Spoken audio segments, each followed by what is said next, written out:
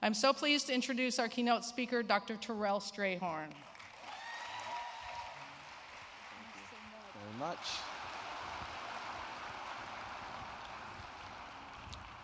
Good morning. It's my great pleasure to be your keynote speaker. Actually, before I get started, I just want to see what it's like to feel tall. So like JP, we share a lot in common, not just both men of color in higher education, but also short men.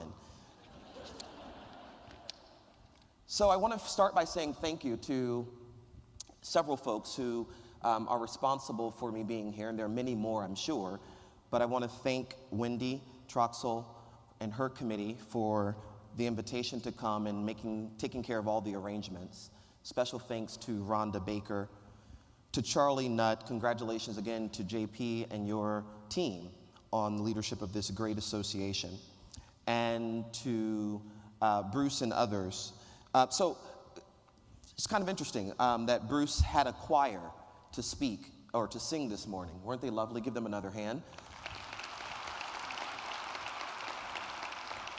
So just a few weeks ago, I was traveling for a conference to give a talk, and I had this marvelous idea that the next time I speak, I wanted a choir to be on the stage with me.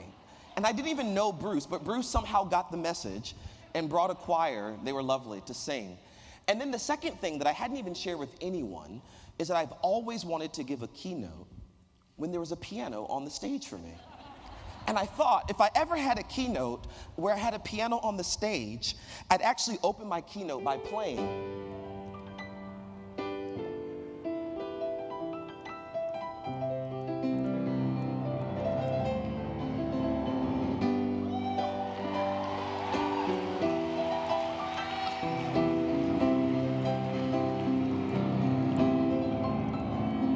It has nothing to do with my keynote. I just always wanted to play the piano. Nothing to do with it at all. Just wanted to do it. So thank you, NACADA, for several reasons. One, for giving me the opportunity to talk with you today about a subject that I think is critically important. You do too. It's called student success. The other reason why I thank you is because I finally got accepted by the academic advisors.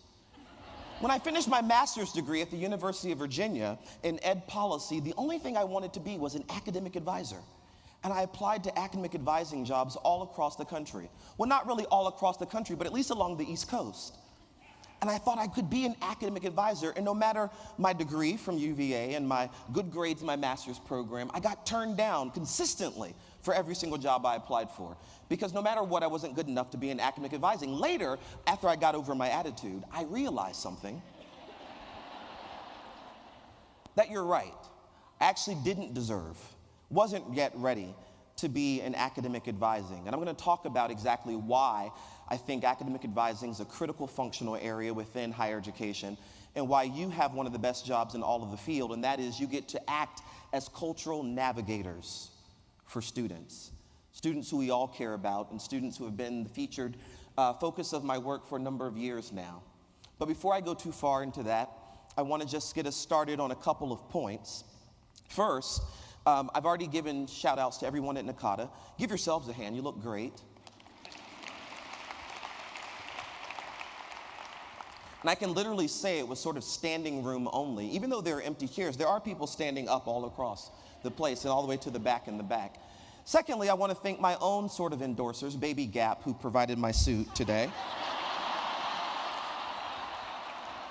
They did a nice job, right? You've never seen a kid in this.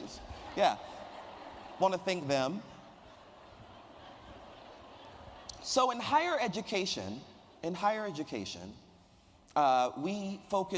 have universities and colleges spread across the entire enterprise. In other words, nowadays, I have the fortunate pleasure of working at a place called The Ohio State University. Before then, I worked with my dear friend Ruth Darling at the University of Tennessee, Knoxville. But these four-year large public universities are just part of the enterprise. Nowadays, there are for-profit institutions, online institutions, not just complete institutions, sometimes just degree programs that are offered online, the entire enterprise. And at The Ohio State University, I direct a center called the Center for Higher Education Enterprise. And we're engaged in a lot of research that looks at student success. Ultimately, our aim is student success. We conduct research and policy studies that focus on how can we enable, if not ensure, that all students who desire to be successful in college are successful. Here's the thing I've learned from our research. There's not a single student who enters higher education who doesn't want to be successful. Not a single student. I've never met a student who says, you know what, I'm striving every day to be unsuccessful. What are you doing today? I'm really working at failing. I'm trying my hardest to fail. Most students want to succeed, but unfortunately not all students have access to the resources, the information that enable their success. And so my team and I are conducting research, some that'll be featured in my talk today, to look at student success broadly. And also to understand not only the research, which is what I'm going to focus on, and also encourage us to turn to in our work as academic advisors, but also the policy, because we also need policies that govern how universities and colleges operate, how distribution of resources are made that also support our academic advising units. If you're on Twitter, I heard this earlier, here's the hashtag for my center, or @Cheed_OSU, as well as my own @Terrell Strayhorn. You can find those, hashtag NACADA 14. You can offer the information that I share today with those who can't be here at this conference with us today. Sound good? All right, let's begin. So higher education's at a critical point right now where I think there are so many different kinds of students coming to higher education. In other words, I firmly believe that our efforts to increase access to post-secondary and higher education in the United States has worked. We're doing a good job of opening access to first-generation college students. By a show of hands, how many of you in here count yourself first in your family to attend and complete college? Take a look around, folks. First generation. Now working in academic advising. We've done this as a nation. How many of you in here count yourself women? Raise your hands. Everyone's hands are up. Okay, yes. So take a look around. There are lots of women in the audience, right? And so we've expanded access for women in higher education. How many of you in here count yourself a person of color? You are one of our ethnic or ethnic minority groups. Look around up in the balcony, all around. We've expanded access for first generation, for low income students, for students of color, for women, for veterans. We've brought many more students to higher education, and that is an A+ job. We should continue those efforts, but we've done a nice job. But here's the other side of that equation. Bringing them to higher education means nothing if they're not successful. Did I hear preach? Yes, okay. What day is it? Is it even Sunday? No, but I'm preaching. All right, so bringing them to higher education means nothing if they're not successful. So that means that our effort is incomplete until we connect them to the resources that they need to be successful. I'm going to frame higher education as a clash of cultures. A clash of cultures. So we bring many different students to higher education, people whose cultural backgrounds are qualitatively different. That is, they look different, feel different, are all around different from the way in which higher education operates. Believe it or not, there are students who we bring to higher education who were born in communities and born in neighborhoods amongst families where collaboration, part of your theme, our theme this year, collaboration is key. Collaboration is the order of the day. You get along, you work together. The collective is always far more important than the individual. But we bring them to a system like higher education, which often operates on the opposite cultural sort of commitment, that the individual is far more important, far more critical, makes decisions without consideration of the collective. And without connecting those students to resources, people, individuals, strategies for straddling those cultures, they can be unsuccessful. One, it's uncomfortable for a person to enter into a new cultural space where the order of the day is so very different from the way in which they were raised, where they want to know what's the assignment and how can we work together to be successful at it. But they're in a classroom working with an instructor who says, actually, the one who gets it first gets the A. The one who completes it fastest, put your pen down. And as a result of this, students are struggling not so much with academic abilities, but the inability to navigate cultures. So if you think about it that way, if higher education's a culture, and students, all students, bring cultural backgrounds with them, and I'm going to argue cultural wealth with them. Our job is not only to be cultural navigators, I'll unpack that in a moment, but it's also to be cultural excavators. Our job is to dig deep into their cultural repertoire to help them understand what wealth they have, the resources, the skills, the ability, the know-how that they have in their possession, and how to deploy it in this new setting called higher education that may be very different from themselves. Our job is to be cultural excavators, digging deep to understand what are those skills. In one of our studies, we were focused on Latino students' sense of belonging. We'll come to sense of belonging in a bit. Sense of belonging is fundamentally the essence that an individual feels cared about, respected, and a part of a campus community. And in these surveys and interview studies with Latino students, I met a young lady named Alejandra. Alejandra was a first-generation Latina when I met her. Now, Alejandra's story is kind of interesting because whether or not we recognize it on a day-to-day basis, not all students go to college with their parents' endorsement. Their parents, excited about them going. In fact, Alejandra's story that I write about in the article, I label Alejandra's story because it's hers. And secondly, the sort of subtitle to her story is Enabling Them to Quit. She talks about her father who doesn't want her to go to college. Why? Because he's a bad guy? No. Because he doesn't love her? No. Because in fact, he loves her and depends on her so greatly to be the broker, cultural broker in the home, to answer the phone, translate the conversation for her and for him and his wife, to pick up the mail and be able to sort the mail, to identify what's important and needs dealing with today from those things that can be thrown in the trash. So he recognizes that her quest to go to college takes her out of the home, one, from under his safety, two, from the out of the home, and then they don't have anyone to answer the phones to sort of tend the mail, to help them manage day to day, as well as to raise her younger sisters and brothers. So Alejandra tells this story about a college recruiter who comes to her neighborhood and says, Alejandra, I see something in you, potential. You can be great and successful. You should go to college. She's interested, but afraid. Not afraid because of college being big and intimidating, although it is. Afraid because she's not sure how her father will respond. The college recruiter helps her through the college application process, through the financial aid process. Alejandra gets admitted. And rather than run home and tell her parents she's afraid, she tells her mother. Because her mom is of the two, she thinks she has the best win with. If anyone's going to support her decision to go, it'll be her mom first. And then her mom can break the bad news to her dad.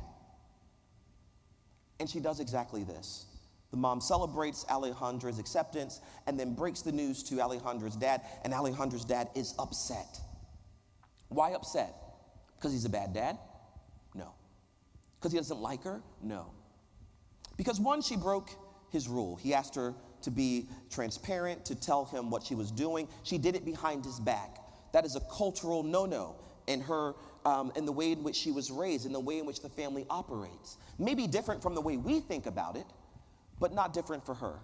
Secondly, he's upset because now she's gone off to college. She's set up to go to college, and now she's going to be the one female amongst all the families in their area who went behind her father's back to go to college, so it becomes an embarrassment to the family.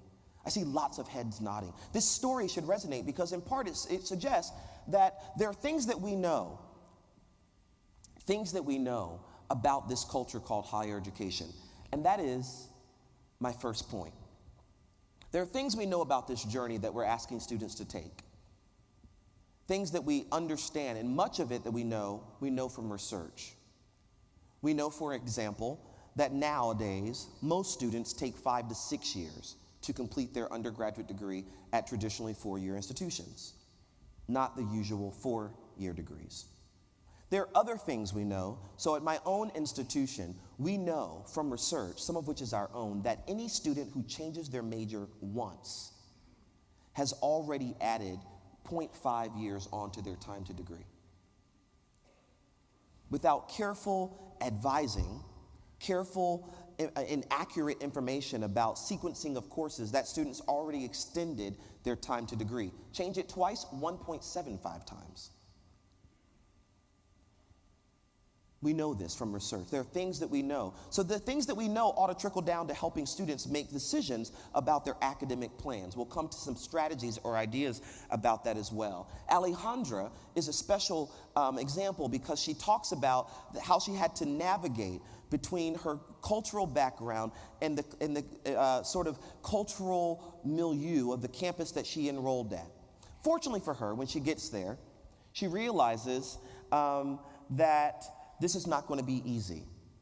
College is not easy. You should write that down. College is not easy, and it's even more difficult for students who have to traverse larger spaces, cultural spaces between where they were sort of raised and grew up and the sort of dominant cultural perspective that's reflected on our campus. Very difficult for those students. It doesn't have to be academically difficult, although sometimes it is. And the good thing is we know a lot about the academic preparation that students require in order to be successful in college. Students must be able to think critically. They must be able to write effectively and communicate effectively in both written and oral forms. It helps if students are financially literate. It helps if students can compute at least basic functional math. These kinds of skills are undeniable. They translate easily into success. But I've met students, and you have too, who have all of those skills in place, but just don't know how to navigate the space, how to move, and how to make access or acquire information to make decisions. And that's the student we want to pay close attention to. So let's talk about how all of this connects. If you were thinking that this is all about, what happens in your academic advising unit or what happens in your office, what we're talking about, student success, is actually connected to a national goal. That in this country we have completion agendas. There are national completion agendas for the nation. And then there are many states that have their own completion agenda. The whole essence of this force is that in this country, we want to increase the number of individuals who acquire post-secondary and higher forms of education or credentials by some year, by some percentage. And generally speaking, we're talking about adding millions more graduates per year. Millions more per year. So the one or two students that you help save, or that the dozens of students that you help complete their degree in a timely fashion, is actually supporting this national goal, national effort. The other thing is that these are the numbers. If you didn't know, there are 21 million college students in this country, spread across 4,300 colleges and universities. We are an enormous system of higher education. In fact, we are the largest, one of the most compelling and integrated in the world. No other country boasts this number of universities. In fact, there are countries in this world who boast just a single university or handful. 4,300 colleges and universities, 21 million students spread across those colleges and universities. Nowadays, first-generation students are still a little bit more, so increasingly more first-generation college students, 32%, used to be 29%, then it grew to 30%. Why? Because our access efforts are winning. They're working. We're opening up access for new folks to come to higher education than before. They'll bring with them interesting questions and opportunities for us to work in academic advising. Now, despite the fact that we have 21 million college students spread across an enormous system, about half of them graduate. Half. Now, that may be different on your campus, but in the nation, half of the students who attempt higher education succeed. So it suggests that there's enormous need for all of us in this room. People who connect folks to information and resources to enable their success. 93%, when you ask students on the NESE, when you ask students on the freshman first year college survey, when you ask students on any national assessment, do you want to go on to more education? Bachelor students want a master's. Master students want a doctorate. Most people, about 93% of folks say, yes, I want more education. So not only are we in an expansive educational environment, but we also have high demand for education in this country. I fundamentally believe that 0% of these students can make it without these folks in the room. Because all of us require connections to resources and information in order to succeed. So I've talked a lot about the national numbers. I'm going to talk in a moment about some research. But before I go there, I want to share personally with you. So myself, I'm not first-generation college student, although quite often people mistake me as such. I don't know how, because I don't know what a first-generation college student looks like, but somehow I've got that flavor. My mom attended Hampton University.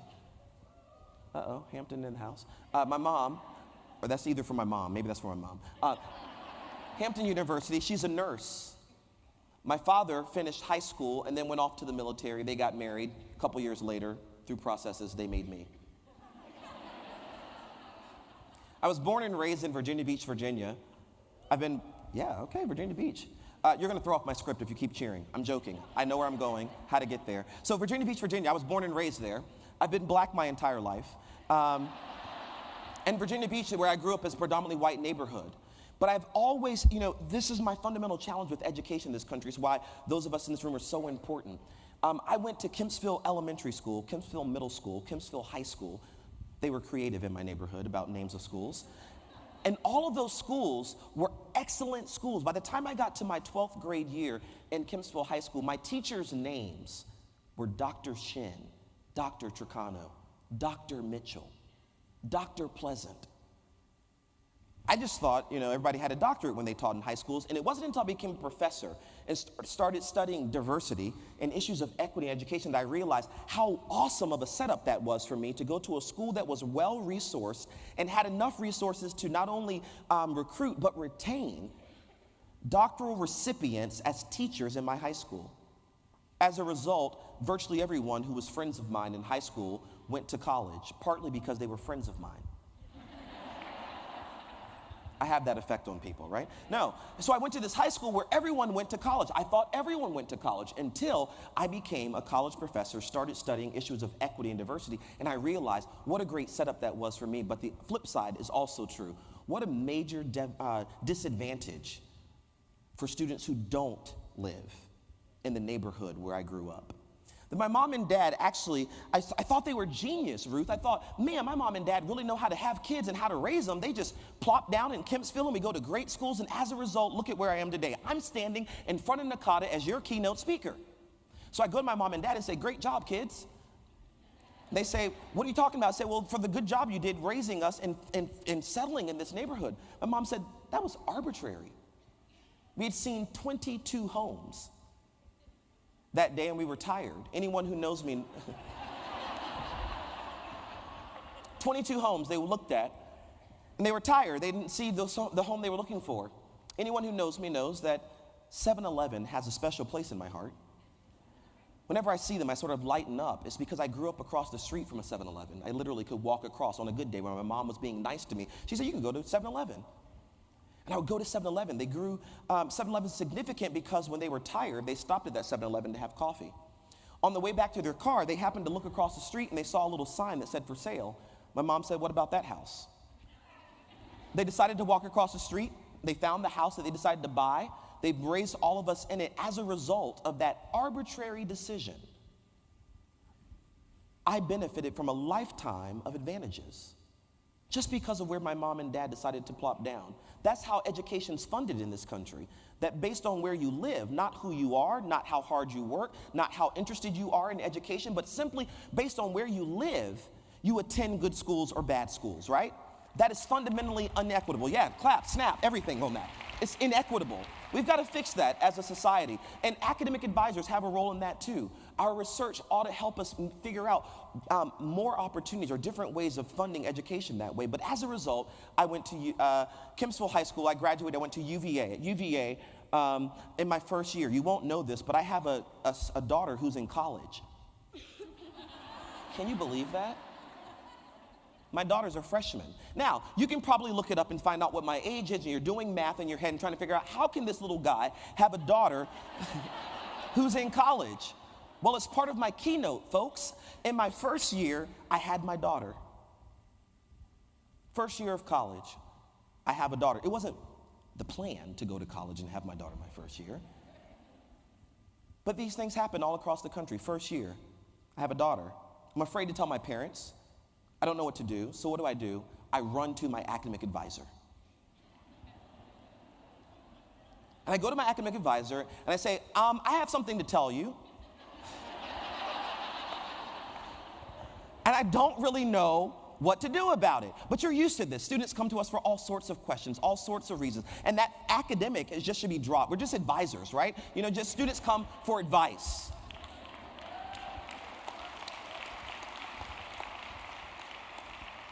So I tell her, I have something to tell you. I don't know if you'll like it or not, but regardless, you're not related to me, so you have to get over it.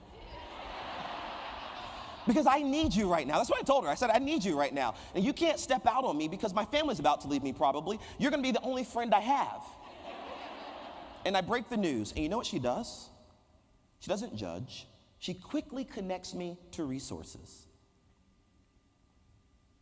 And to respect the integrity of the story, she didn't know all the answers. But she knew people who may know people who know people who know the answers. Cultural navigators don't have to know the answers. Cultural navigators have to know something about the journey to help students pace along and be able to connect them to other people who know people about the decisions one has to make to be successful on this journey. That's why NACADA as a conference, as an association, is so incredibly important, because it connects navigators to other navigators. And a navigator is one who is skilled and informed about the destination. One who is skilled and informed and knows something about the destination. She connected me to resources. Before I knew it, I was talking to someone about what it would be like to be a student with a dependent. As an RA, resident assistant at the University of Virginia, I had to quickly figure out how could I maintain my RA-ship while also having a kid? Is it okay for me to take my daughter, who no doubt was going to be with me, to class? What if my daughter, babies cry. I don't know if you know this, but babies cry.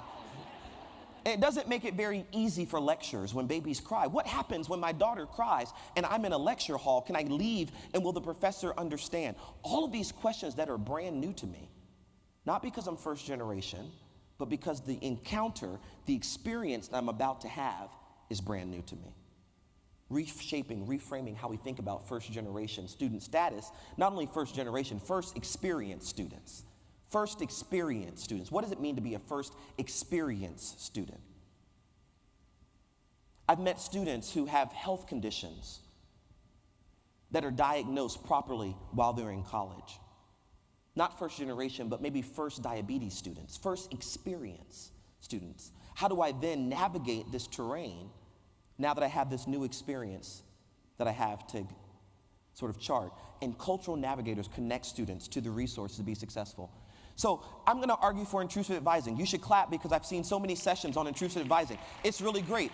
Here's my point. I'm so glad to be talking to you about it because other folks say, intrusive advising, that sounds intrusive. Well, it's in the name, actually, But intrusive advising should not be intruding. Should not be intruding. But intrusive advising, the word intrusive simply means to sort of step in without invitation. To step in without invitation.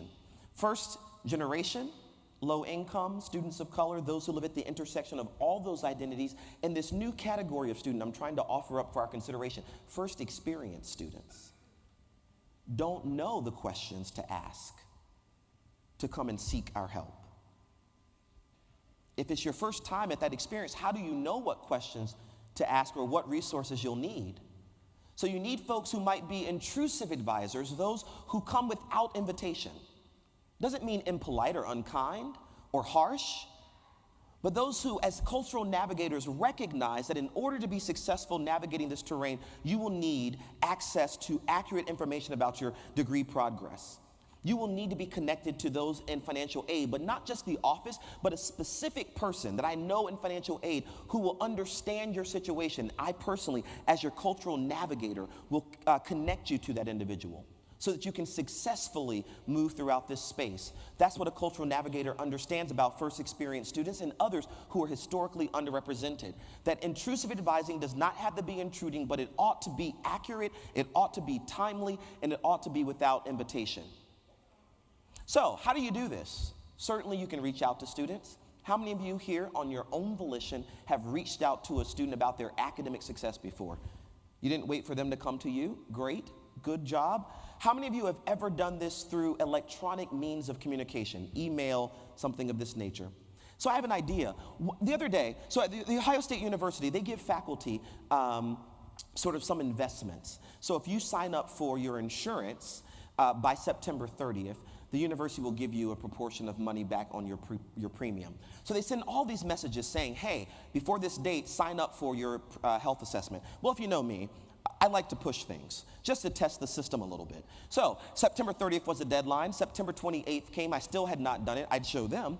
And I got this email that said, hey, fill out your health assessment. 29th came. I got an email and a phone call. On the 30th, what's your name here? Josh?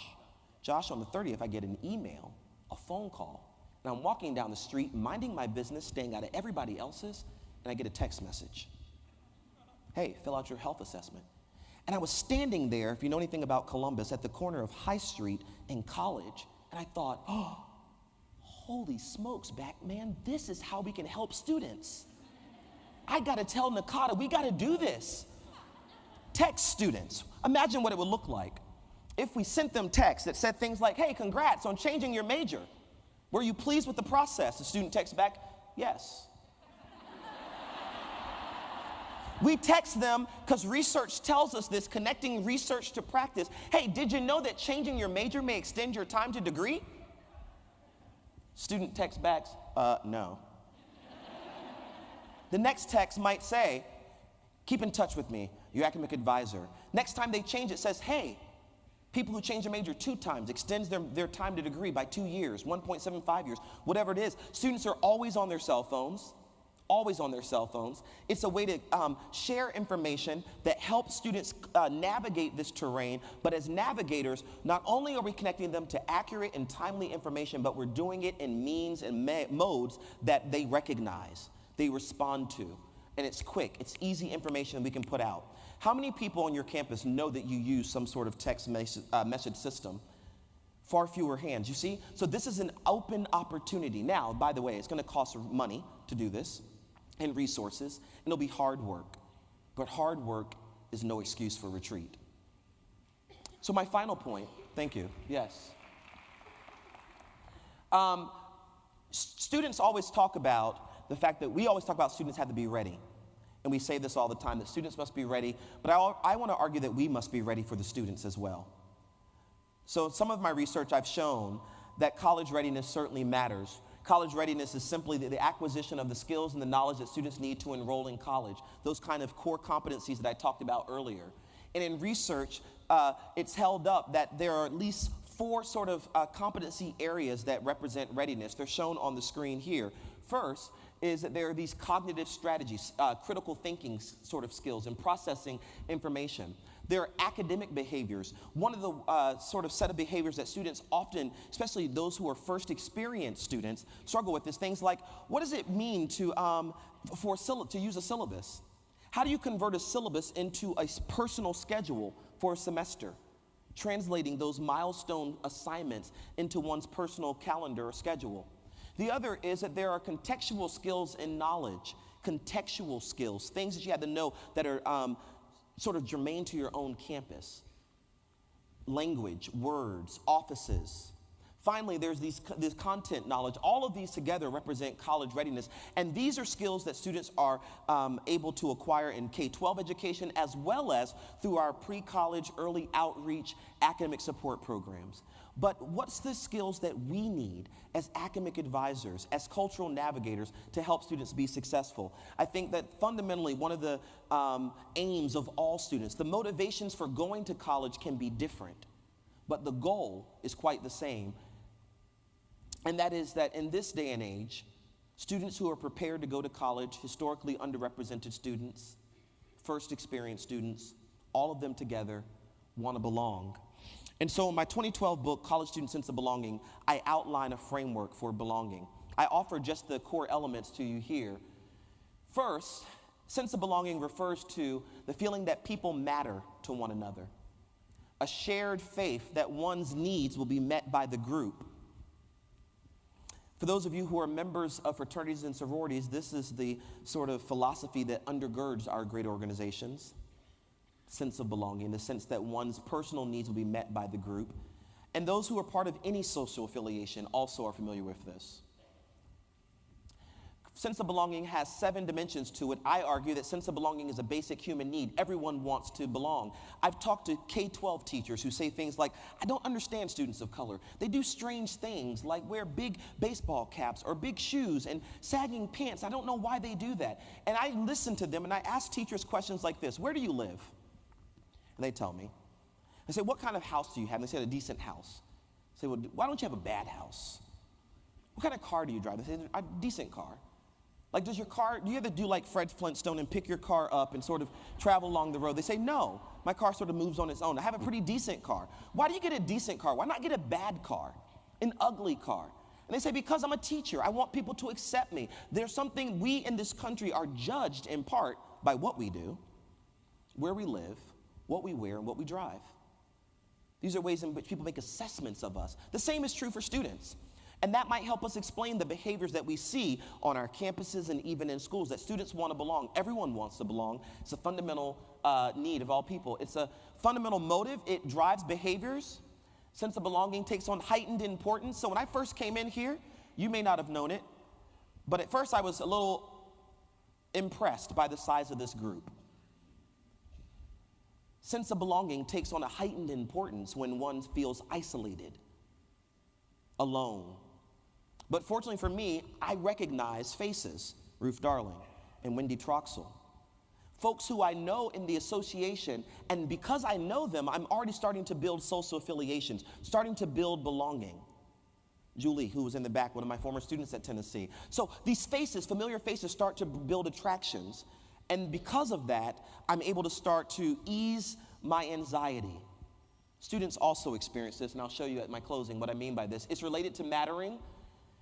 Identities intersect and affect belonging. So who you are is also a function of what it takes for you to belong, especially in a particular group. Sense of belonging engenders achievement. That is, in my research, I've shown how students who feel a positive sense of belonging on campus have better grades than students who don't feel that. They are retained at higher rates on average than students who feel a sense of alienation.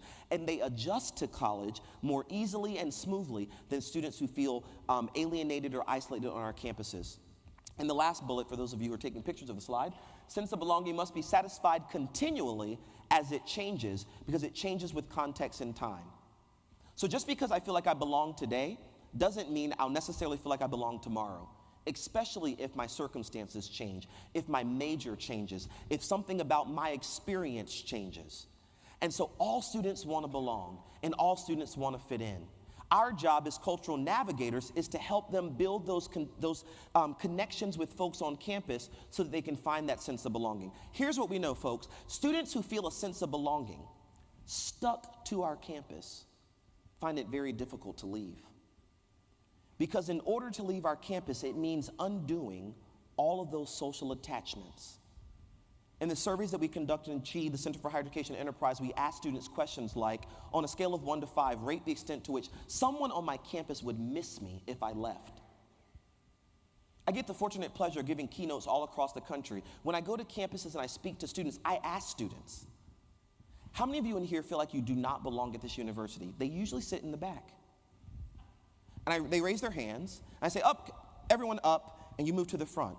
Because those are the students who deserve not only our effort and our attention, because all students do, but these students need a special form of triage. Because students who feel like they don't belong are already on their way out. It's easy to leave without those social connections and attachments. So I told you earlier, my big dream was to have a choir on the stage with me and to have a piano on the stage with me. But because I like you so much, I'm going to tell you another thing I've always wanted to do. And that is I've always wanted to sing during a keynote. And so this idea of belonging registers with the song that my grandmother used to sing. My grandmother died November 23rd last year. She was one of my biggest fans, love her to my life. And she used to sing this song that I never knew the meaning of, and I still don't know the meaning of it, but it sort of relates to belonging. And the song simply says, no man is an island, No man stands alone. Each man's joy brings joy to me, and each man's grief is my own. We need one another, so I will defend each man as my brother, each man as my friend. That's the part my grandmother used to add on. All right. So here's the point. Sense of belonging is important. Students need to feel like they belong. They need to act like they belong, and they also need to think like they belong. The moment they think they belong, believe me, they're going to feel like they belong. Once they feel like they belong, they'll act like they belong. And students who act like they belong stay in college. My final point is this. Some of the work we're doing right now looks at understanding first experience students. You'll see this pop up in the literature. So I heard JP talk about academic advisors connecting with the literature. Set up your own regimen. Read the NACADA journal. Read the Journal of College Student Development. Find those articles that really relate to the kinds of students you're working with, and look for the answers in those papers. Call up researchers and ask them questions. Bring them to your campus to speak about their research. But some research that we're doing right now has opened my eyes, Wendy, to the reality of first experience students. And as a person who studied historically underrepresented students, I thought I knew a lot. But there's this program, I Know I Can. It's the only college access provider in the city of Columbus, Ohio. They do a program called Blueprint College, where they work with low-income and middle-income families about the whole college application process. They, too, are acting as cultural navigators, connecting these families to resources to not only get them to understand college as a phenomenon, as a social phenomenon, but also the application process.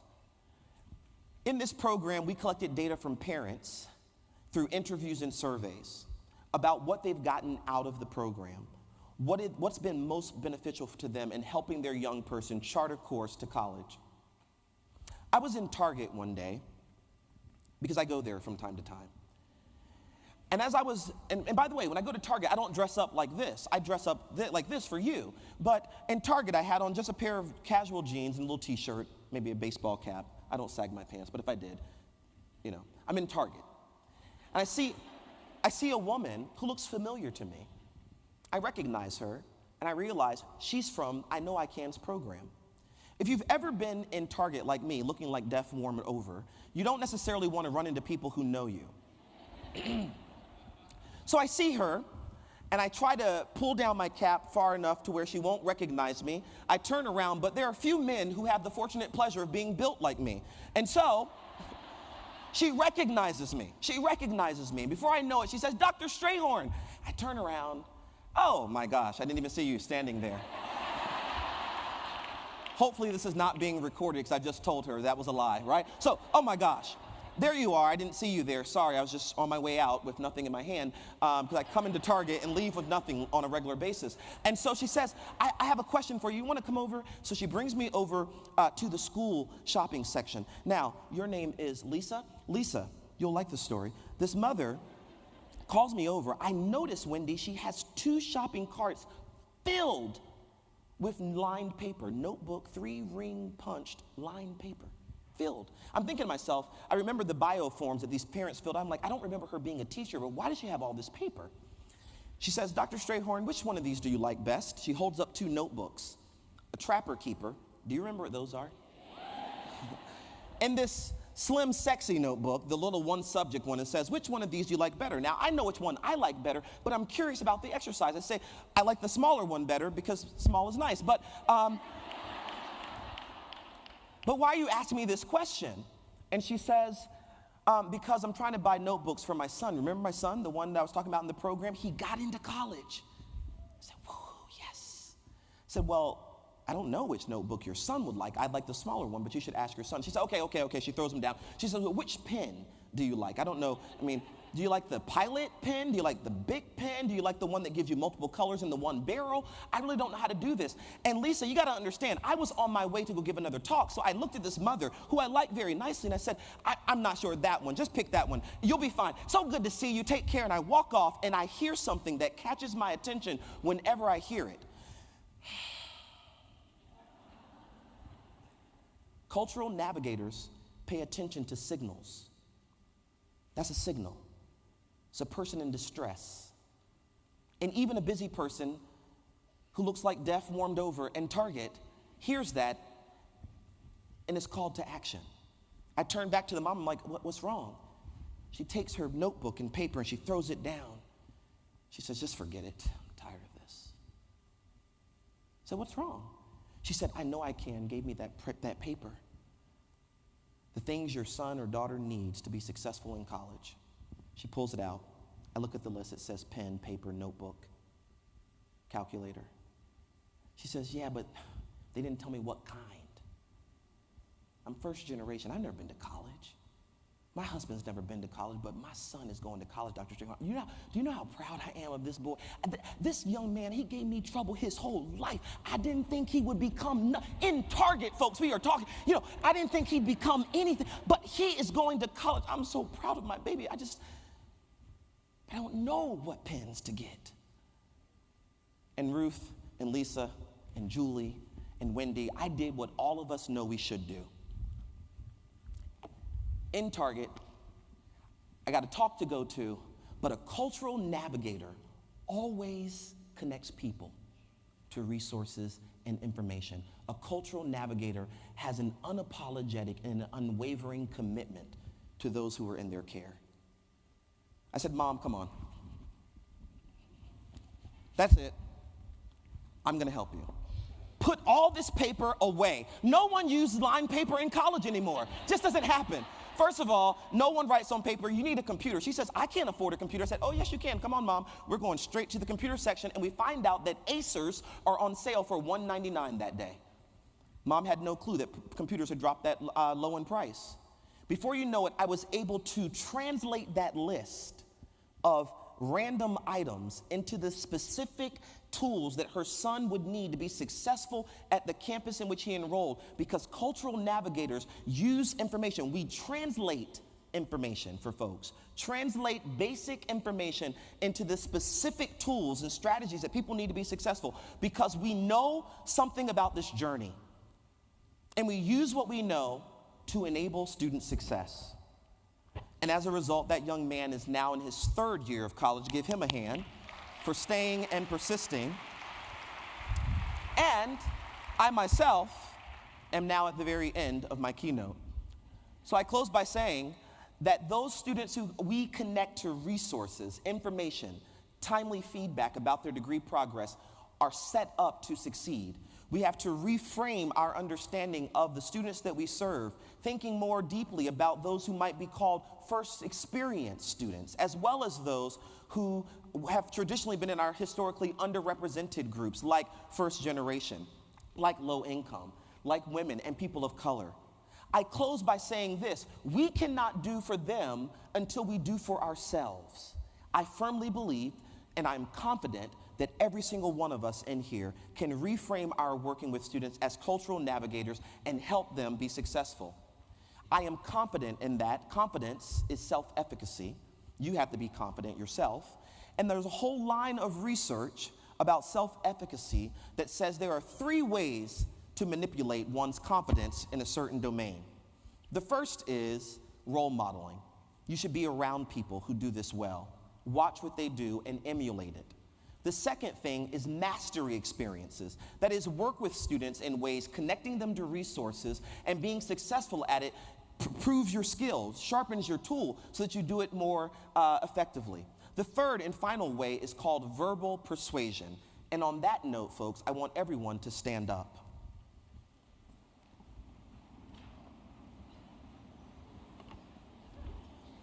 Verbal persuasion, the power of words.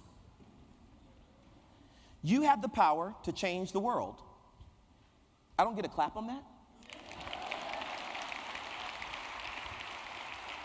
Well, before we change the world, let's change each other just a little bit and change ourselves. It starts with us. So there are going to be days where you're certainly going to feel like you cannot make a difference in the student's life. There are going to be days where you feel like I've told this student 1,000 times what to do with respect to their degree programs, and they're still making these bad decisions. You'll even listen to my keynote and take into account text messaging, and they'll still do what they want to do. So on those days, I want you to be able to convince yourself, persuade yourself that you can make a difference. This is how we're going to do it, folks. Take your finger, your index finger, and stretch it right in front of you, right in front of you, right in front of you. Everybody look at it, say, that's my finger. I'm going to show you first, and then you follow. I'm going to show you, then you follow. So in a moment, I'm going to show you first. Don't move. You're going to take your finger and just go like this. Take note of where it goes, and then bring it right back to the front. On the count of 3, 1, 2, 3, go. Bring it, go. Bring right to the back. You remember where it was? Now tell your finger, finger, I know you can do better. No, come on, say finger, I know you can do better. Where's my preacher guy over here? Preach, right? So say your preacher voice, finger, I know you can do better. On the count of 3, 1, 2, 3, go as far as you can and see if you can make it go back further. How many of you go further that time? Give yourselves a hand. That's called verbal persuasion. Thank you, folks. We all want to belong.